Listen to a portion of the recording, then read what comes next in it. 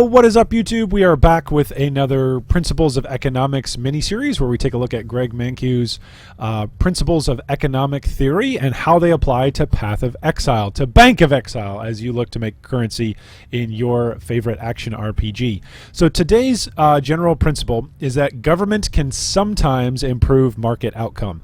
Now we'll come back to this concept of sometimes in a few minutes, but the general idea is that governments can interfere in economies, and when they do this, it's generally for the promotion of one of two things: either the promotion of efficiency in the economy or proficiency of equity in the economy. This is, in other words, a motivating factor for why an oversight group like a government in Greg Mankiw's example, or for us in PoE like game developers, would step in and influence or change how a market economy functions. So the reasons why a government might do this is because of a market failure. So what is a market failure? A market failure is a situation in which a market left on its own fails to allocate resources efficiency. So this is to say, if you're watching an economy from the outside as a game dev or as a government, you might say, hey, if we do nothing, things are going to fail on its own. So we might as well do something, because hopefully the thing that we're going to do is actually going to be helpful. Now, remember that at the very top it says government can sometimes improve market outcomes, or game developers can sometimes improve market outcomes. It doesn't mean they always do, but sometimes their interference actually can be helpful. And typically the reason why they step in is because of a situation involving market failure. So, two examples of market failure. First off, externality. Externality is the impact of one person's actions on the well-being of a bystander. So you can think about this in Path of Exile. If one person is able to have negative impact, okay, on another person's actions. So think about price fixing and the price fixing that one person can do. I don't know if you've ever looked on PoE Trade or on the Path of Exile official trade website, and you've looked and you've seen one person is listing, maybe let's say a bunch of maps or a bunch of unique items, and they're listing it for like 0 alterations. And then you look and you see the rest of the market and they're just listed like 100 items. And then after that you scroll all the way down and you see, well, the actual market for this is actually like 5 to 10 chaos for this unique or for this map. What's the deal here? Well, that's one person. Their one actions are impacting the well-being of other bystanders in the economy. In other words, what that person is hoping to do is they're hoping to price fix and make it such that anybody that's looking for that unique or that map goes, oh, this is the going rate. It's 0 alteration. So I'll list mine for 0 alteration, and that's the going rate.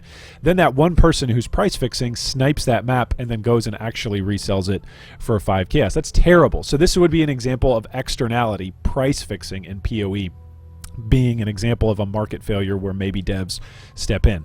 The second example of a market failure in PoE would be market power. So a situation in which the ability of a single economic actor or a small group of actors, so think of like a guild or a series of guilds, can have a substantial influence on market prices. So for instance, if you've ever heard of the Mathel effect, or if you've ever watched Mathel or Ziggy D stream any of their incredibly wonderful, entertaining, and fun gameplay, you can see as soon as they are going to build a build or release a build that they're about to play on stream, you actually can watch the economic value of the items that they are going to use for their build skyrocket.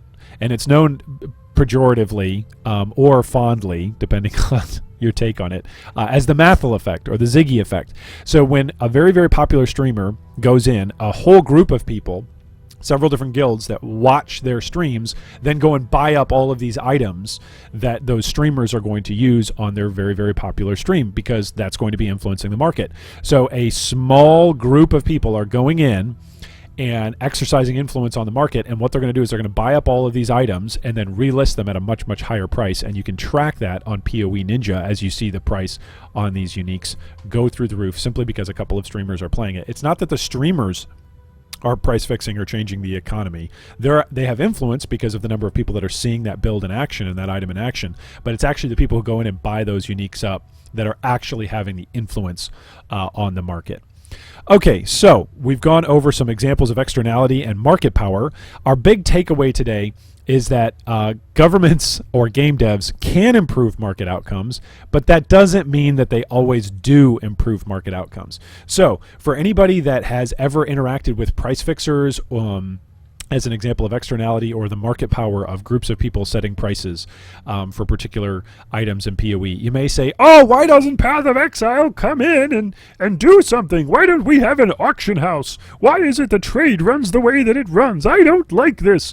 GGG needs to step in. Well, if that's your complaint is essentially saying, hey, this is a market failure, and that's a valid argument.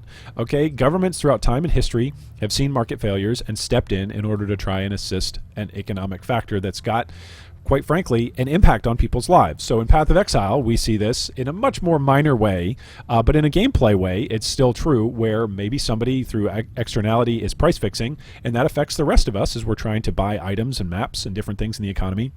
And also market power. Hey, I wanted to go build this build, and I didn't know that Mathel or Ziggy or Zizaran was playing this build, or Cute Dog was playing this build. And now, oh my goodness, why are the prices so big? I just wanted to play this fun-looking build that I saw, and now, I can't because it's too expensive.